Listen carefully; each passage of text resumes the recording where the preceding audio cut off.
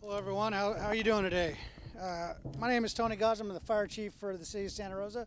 Very proud to be here on this day. I'd like to welcome everyone here to be up here with us on the Rincon Ridge Park. As you know, this year for Wildfire Prevention Week, or Awareness Week, we are standing right in the middle of where the Tubbs fire came through. It's important to note that this wasn't the only fire. We had a fire in Napa County, we had a fire in the Sonoma Valley, and then we had the Tubbs fire here. Three very large, very difficult fires to fight.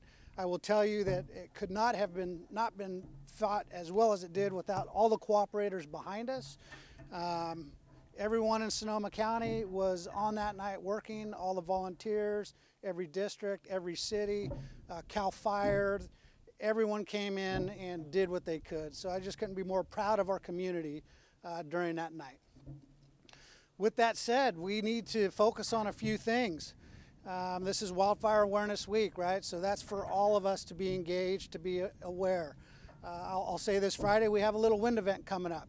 We don't expect it to be a problem, but there is going to be a wind event. That's going to scare some people. So we need people to be prepared and make sure their property's squared away and make sure that they have a plan, right? Same thing, we're coming up into to wildland fire season.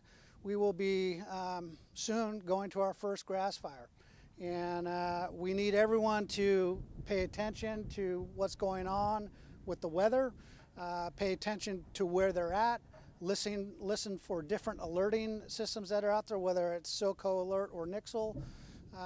And in the event of the really catastrophic fire like we had, we will be looking at Amber Alerts or IPAWs. So with that said, we still need everyone's help with this. This is a joint venture. I could have all the firefighters in the world behind me, and it's difficult to stop a fire when it starts 12 miles away, right? It ends up in your community. But there's a lot we can do if we get on the fires early, and that's our goal, is to get on the fire as quick as we can, keep it as small as we can, and moving forward. But with that, it takes all of us to be prepared, which means please cut your grass, trim your brush, limb your trees, make sure your house is defendable. We like to see houses that can stand on their own for a short time so we can get there and do some good. But if we're dealing with tall grass and brush and trees that have not been trimmed, gutters not cleaned, that makes it very, very difficult for all of us. So I'd just like to close on this. It's going to be a difficult year for all of us in the state of California. Not only was it Northern California, but we had the biggest fire in Ventura County, along with debris flows afterwards. There's a lot that the state has to deal with. And we're all here to support one another. We're all here to make sure we get it done as quick as we can. But we're going to need the public's help. And with that, I would like to say thank you very much for being here. I'm going to turn it over to Greg Bertelli, who's a division chief with CAL FIRE. Thank you very much.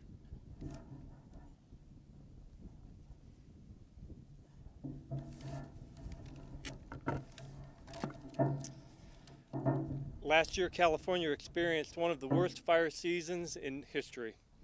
The Sonoma Lake Napa unit was especially hit hard by what has now become known as the October 2017 firestorm.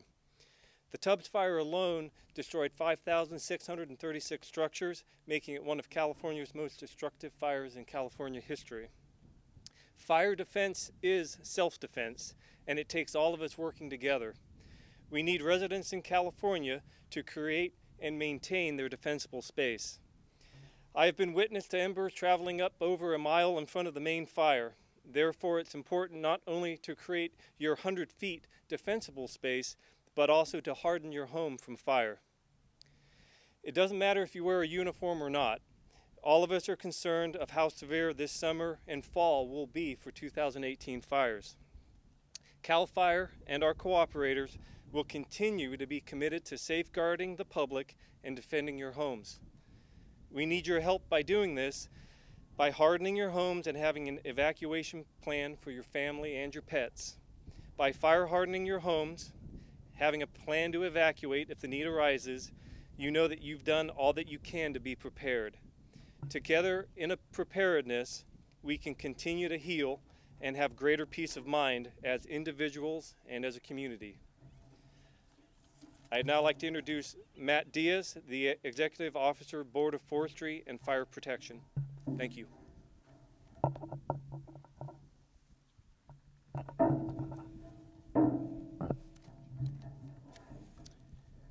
Good afternoon, everybody. My name is Matt Diaz. I'm the Executive Officer with the State Board of Forestry and Fire Protection. The State Board of Forestry and Fire Protection is a 9-member board appointed by the governor with the mandate of adoption of regulations and policies as it pertains to forestry and fire protection issues across the state of California. The board's been meeting this week in Santa Rosa over the last 3 days, with one of the projects that we're currently working on being the development of the 2018 Strategic Fire Plan. This fire plan is intended to provide broad guidance to CAL FIRE over the course of the next 8 years as they continue on their mission of fire protection within the state of California. Now, it's important to realize that in 2017 we had the worst fire season in California history, with 12,000 structures lost as well as 46 lives lost due to the direct impact of wildland fire.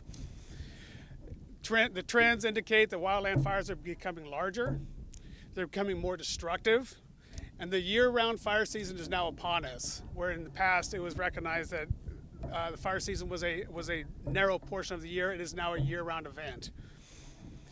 The development of this strategic fire plan is being conducted in the wake of not only this 2017 fire season, but also in the face of climate change, as well as extreme levels of mortality across many of the state's forests. Faced with these challenges, the board has turned to looking to prevention, increasing the pace and scale of prevention within the state as a means of trying to combat some of the issues that we've been facing. In order to conduct this increase in this pace and scale of fire prevention activities across the state, it's not just an effort that CAL FIRE can do alone. It's going to take all jurisdictions working cooperatively across all jurisdictional boundaries to make this happen well. That means federal, state, local, tribal interests all need to participate, but just as important is that the public also be able to participate and understand their responsibility in this issue as well. When the Board of Forestry and Fire Protection thinks about prevention, we think about 3 individual components, being vegetation management, education, and enforcement. Now, CAL FIRE has had a long-standing prevention program which has been productive, has been beneficial, but the board also believes that if we are able to increase the pace and scale of fire prevention activities across the state, the dividends will be yielded, and some of the problems that we've been facing will be reduced. CAL FIRE's prevention program this year alone has already engaged in prescribed fire on over 10,000 acres and has also conducted fuel hazard reduction projects in over 7,800 acres across the state.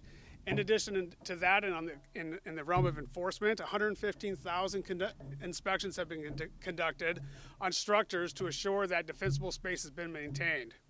So when we think about education and talking and reaching out to the public, it is very imperative that every member of the public realize that they have a responsibility in this too, to maintain your defensible space, to look at hardening your structures where possible.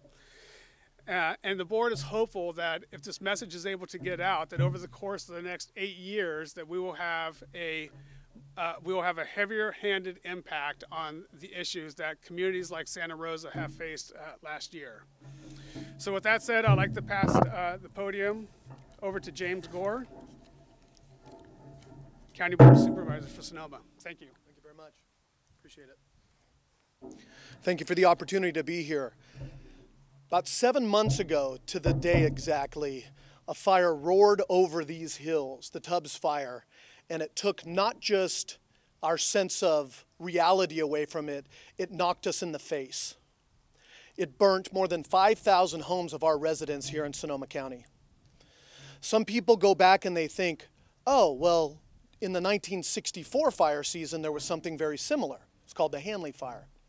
And also the Nuns Fire out in East County, that was similar as well. But what people don't realize is that the following year, in 1965, there was more than 100,000 acres that were burnt in Sonoma County from different fires.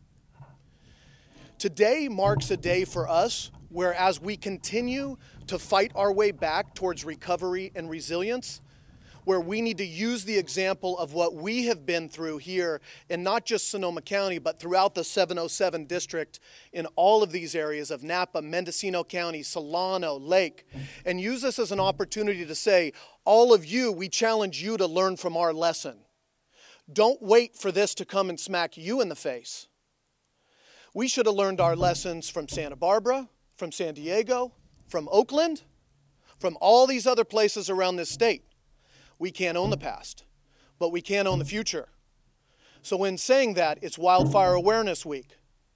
Look at the fact that each of you in your areas have hazard mitigation plans. If you're an elected official or somebody concerned about this, check it out. Realize that, as Cal Office of Emergency Services Director Mark Ghilarducci told us, is that in California, we need to treat red flag warnings like hurricane warnings going forward.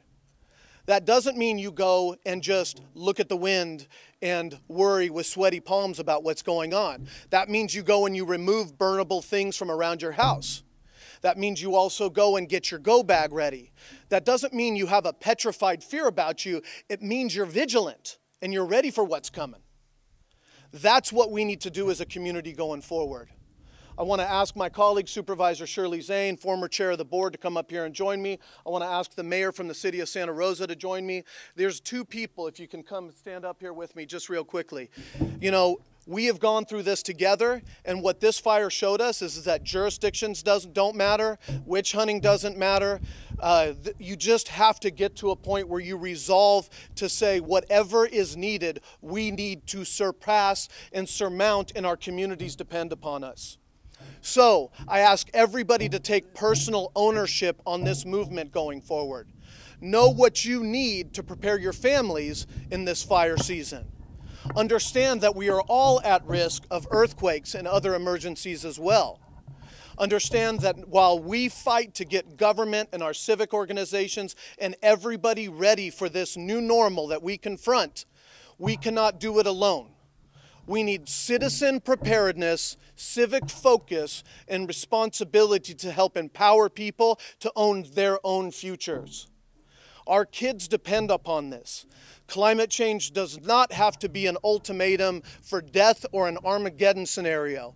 It is a time for us to wake up and say we are in the new normal. This is where we're at. This is our time to rise. Thank you very much. Bob Baird from the Director of Fire and Aviation Management, Region 5, United States Forest Service. Thank you. Thank you. Pleasure. Hi, good afternoon. My name is Robert Baird. I'm the Director of Fire and Aviation for the United States Forest Service. So if you haven't noticed, the community leaders here have learned some really challenging lessons that wildfires don't know any boundaries, and they cross them and wreak destruction across countless lands. As the federal partner here, on behalf of the Bureau of Land Management, the Fish and Wildlife Service, and the other federal agencies, we provided a great deal of support during the Tubbs fire. The Atlas and over 1,500 firefighters off the National Forest brought them down to provide their expertise and their training and support. We're proud and privileged to be part of the response that helped out the community by bringing and leveraging the resources from outside the state as we continue to provide across the federal system, across the United States, and support. We don't want to do that. We want to help you with prevention. We want to help you get ahead of this problem. We want to help you with the fuels mitigation, the fuels work. We're trying to look across boundaries of how we can integrate our projects, how we can do more prescribed burning, how we can lend our expertise in large landscape management across the National Forest to help communities be more prepared. We here also, having been back now and seeing some of the growth, it's not what an ideal situation. It's a great deal of tragedy and loss. My own family was evacuated after the Atlas in the midst of dealing with the chaos. And so we asked the community, like I had to be, prepared. You have to make the tough decisions before there's smoke in the air. You have to be prepared. You have to be willing to evacuate literally in the middle of the night with very little warning, and we ask that the public is prepared to understand what red flag warnings mean in reality. That means that there's a dangerous situation, that the public needs to move out of the way so we can allow first responders in, but it's really about prevention and getting around this. We're privileged to be part of this law enforcement, emergency respond, and elected leadership coalition that's here to try and do things differently to make this reality in California a better path forward. Thank you, and I'll be followed by Ken Pimlott, the Director of CAL FIRE.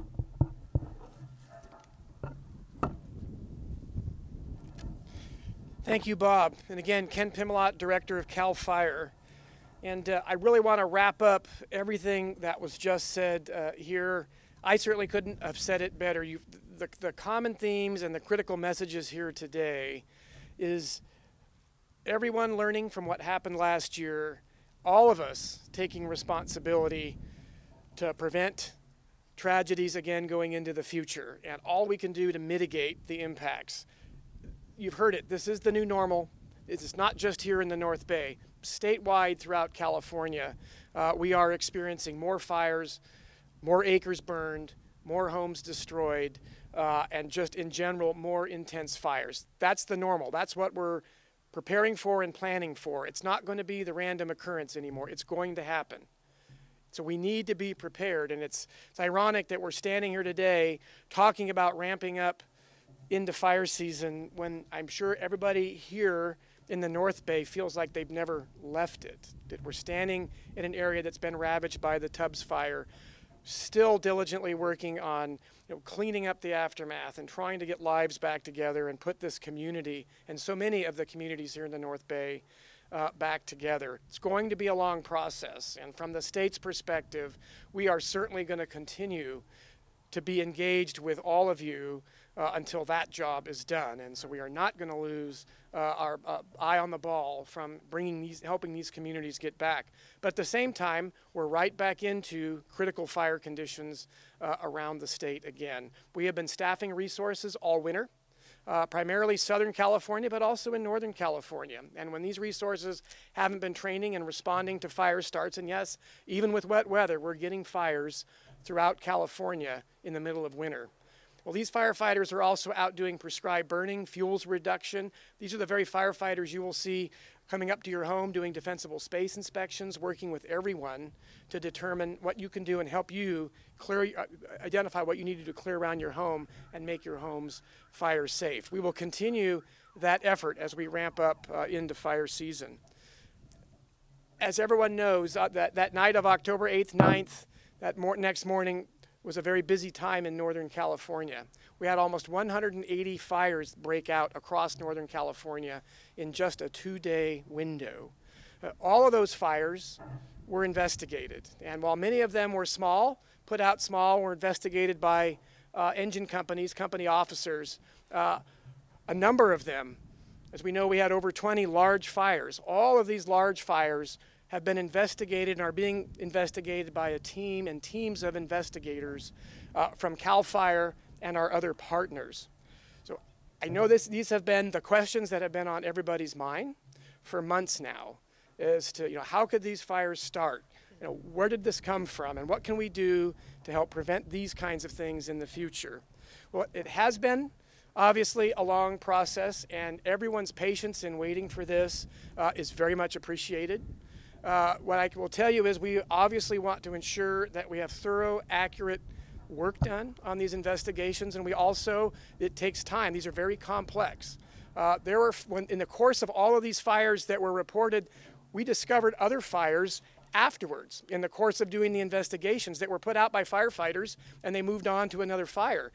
It was a fog of war in here, and so all of this had to be painstakingly reconstructed so we had very clear information on where these fires started, at least to the best possible. So what I want to share with you today is we're close. By the end of this month, we anticipate by May 31st, we will have begun releasing the investigatory reports on many of these fires. We won't have all of them out by the end of May, but by May 31st, we will have many of these fire investigations released to the public. We will work very closely with media partners to share when that's ready. There will be redacted copies of those investigation reports made available, and they will be posted on the CAL FIRE website at the appropriate link. So I don't have any additional information on those. Again, I also am waiting for that information so that we can review all of that, understanding how important this is to all of us. So again, more information will be coming out on all of this in the coming weeks. So in conclusion, again, just wrapping up everything that was said by every partner behind me and so many more that aren't here today.